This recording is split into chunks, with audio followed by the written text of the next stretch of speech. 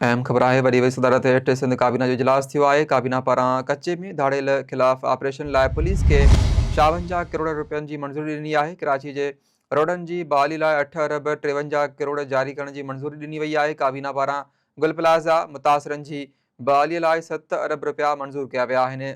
आया चंडीगढ़ रोड ते तारीख़ी इमारत खे महफ़ूज़ करण लाइ 1 अरब 57 करोड़ जारी कया विया। हैदराबाद म्यूनिसिपल कॉर्पोरेशन लाइ 5 अरब 20 करोड़ जी ग्रांट जी मंज़ूरी ॾिनी वई आहे। खाधे पीते जी अघनि ते क़ाबू लाइ डीसीज़ ऐं एसीज़ खे मैजिस्ट्रेट जा अख़्तियार ॾिना विया।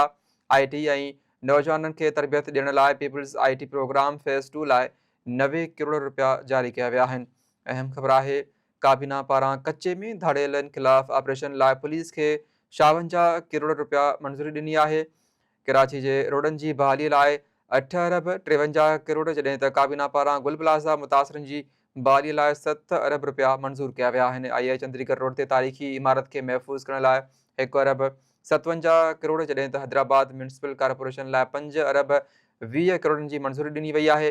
खाधे पीते जे अघनि ते क़ाबू लाइ DCs ऐं SCs खे मैजिस्ट्रेट जा अख़्तियार ॾिना विया आहिनि।